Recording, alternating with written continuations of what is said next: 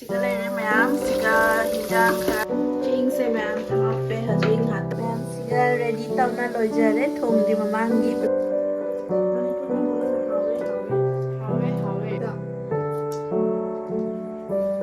You know just what you do to me. Hi everyone, welcome back to my channel. Ma'am kamai tarige ma'am sunungaram gani hana thazai ado ma'am ngasi se Monday ni the mapadi office chakhare ko ichanupi ka aiga tani hajik lai se to imanabi ama lakani hai ngasi ma se korakani na hai ko ado thabak jumgi thabak kai loi lotion ma loi re haji ichanupi su ma tv jengi ba no aina khaliba lak pa ma se chak chara amadi pijage hai na kuire akhoi se punda ba na ko chaba thakpa ka sum taw da ba se kuire ba aduna ngasi se manam nahan video da pulao sa ina hau ba ko pa se u baduga didi pulao chaning en pulao na hau man jeng por kani na ha ba do ma yen poraga yen su thongani hajik ki di oina ko ai pulao se thong ya ba so the thongini the ma'am the su ucharakke the makha taba kai kai akoina tawba kai kai chawa adu ma'am the su ma'am the ucharakke the makha tana nim yengminarase ma'am siga hinjang khara gajar adugagi cauliflower fulgobi adugagi motor tilo tawraga ko sok tawraga ngatang ngauri achi matungda chigare ching se ngatang chamaga ko phajana singna chamaga dum thammi tingaga di thamde ko ching se chamaga budi ngatang thammaga ajigi hajikti happa jarabani happage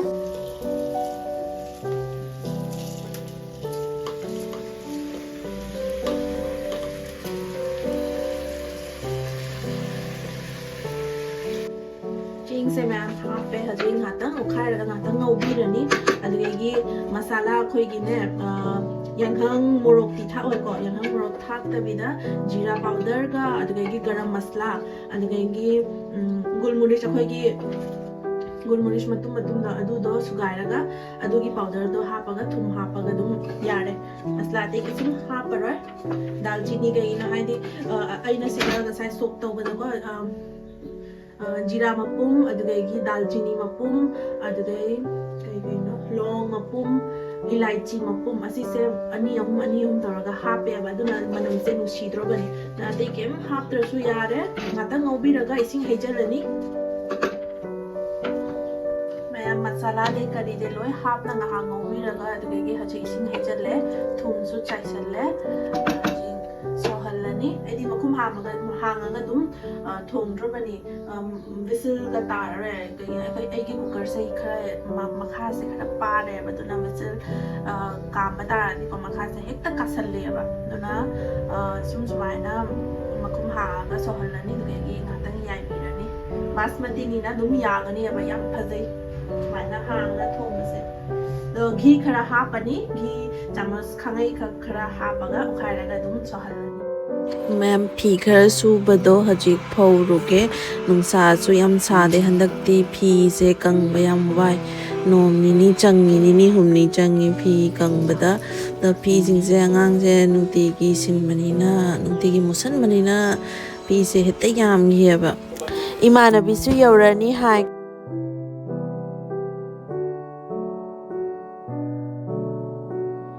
khoi ki special jane makhong ngasi thang dai ni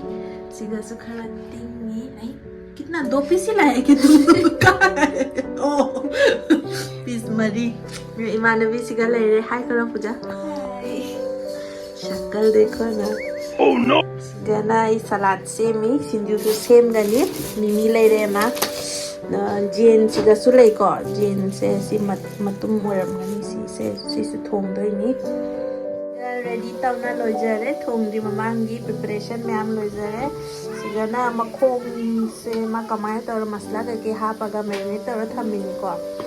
adugai sigana mu leg piece to khoina leg piece haraga yolakpam yonbam nupa duna loi makak na leiramme oh no piece to khola taramme na si thongani asi su ngau doi male ma kam na thong le ni le siga sinju preparation se leire mimi hapa loirani salad na siga leire ꯃꯌꯥꯝ ꯃꯊꯦꯜꯁꯦ ꯃꯔꯤꯈꯛꯅꯤ ꯍꯣꯔꯦꯟ ꯆꯥꯔꯝꯗꯥꯏꯗ ꯊꯣꯡ ꯂꯣꯏꯔꯒ ꯎꯠꯆꯔꯛꯑꯒꯦ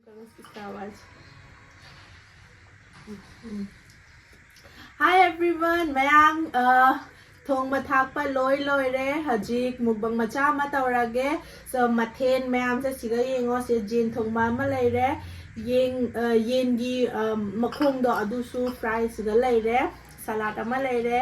singju siga leire mini singju siga leire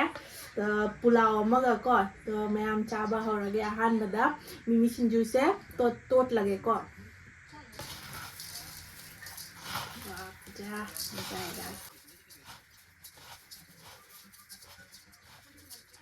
Yeah, mini singju. The ma'am chaba horage starter.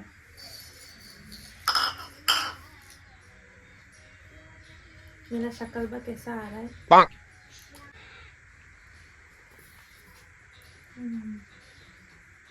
Mummy को मत तो करो.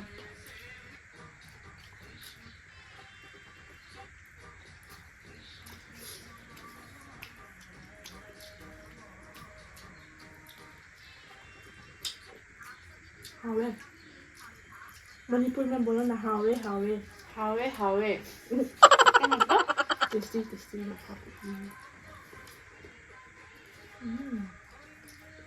बहुत अच्छा हुआ नमक कम हुआ है क्या? मेरे लिए ठीक है मैं नमक नहीं ज़्यादा खाता है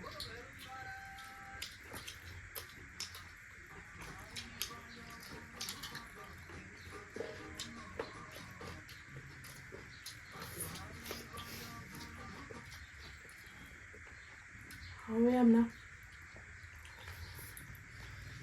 स्पाइसी हो ना चिकन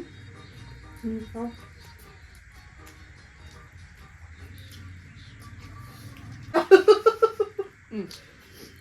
ये देखा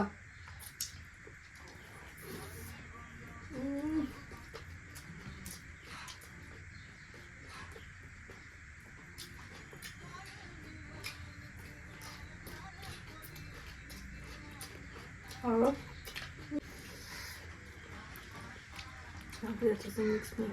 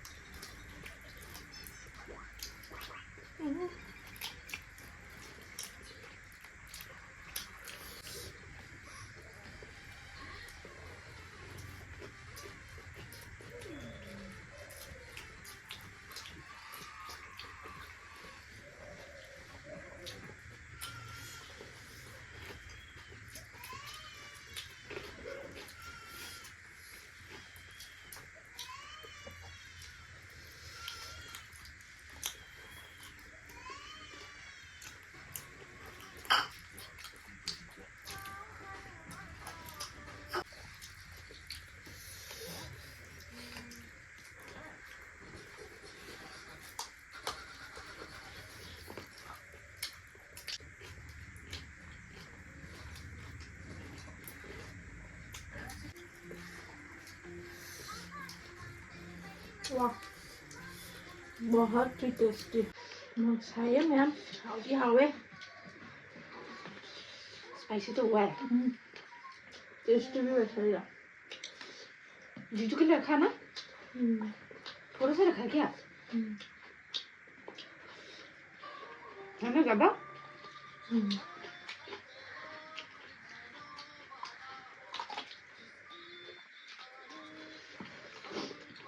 मैम हावे धमाका नहीं धमाका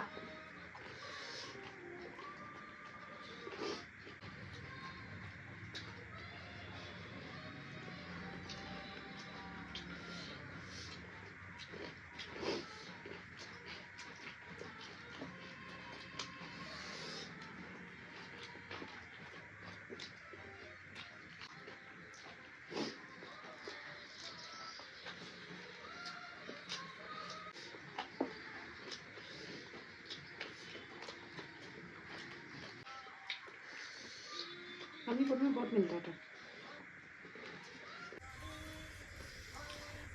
이거 신주가 여기 통바가 올라오가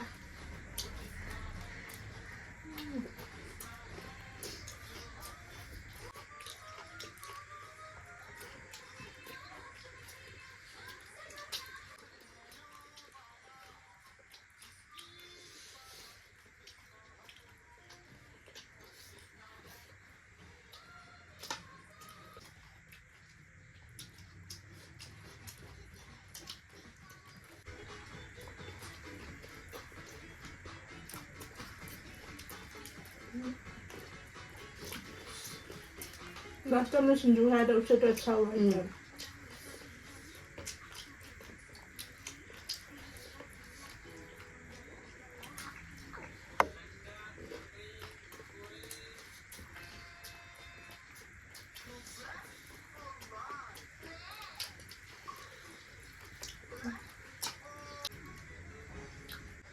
Sinju na mahal ma.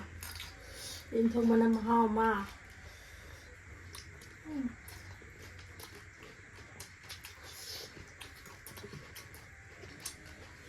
वाह वाह अच्छे से बनाना सीख गया पूजा अच्छा बना है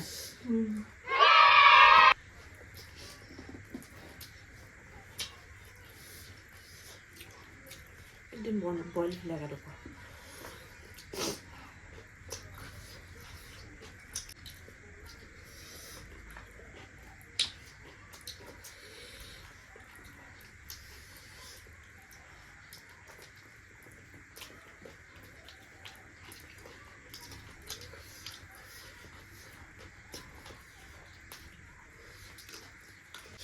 सिंजू बहुत टेस्टी हुआ वाह जरा नहीं रहा पेट में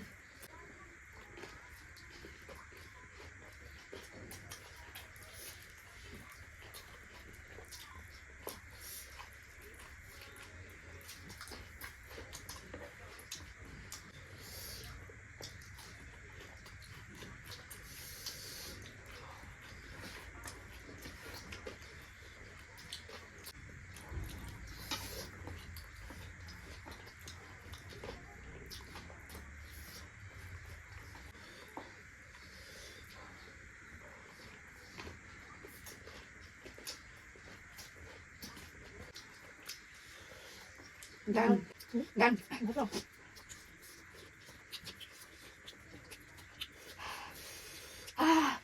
spicy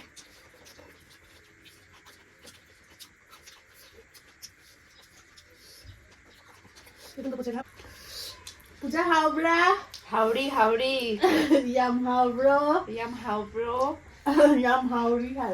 yum howdy hả yum how đi ma'am चाबा लोरे वीडियो से सासी का तुम लोग चल लगे मैंने भी थोक खरे इसी पर हेलो मैम मथंग करी मुकबंग तौरोगे हाइबिरो कमेंटा अदुगेगी मथंग की वीडियो दा अमुक थेंगनरसी बाय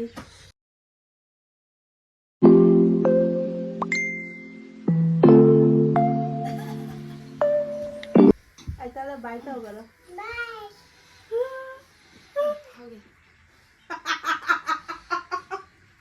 पूजा हाउ ब्रा तुम हाउरी हाउरी यम हाउरे ना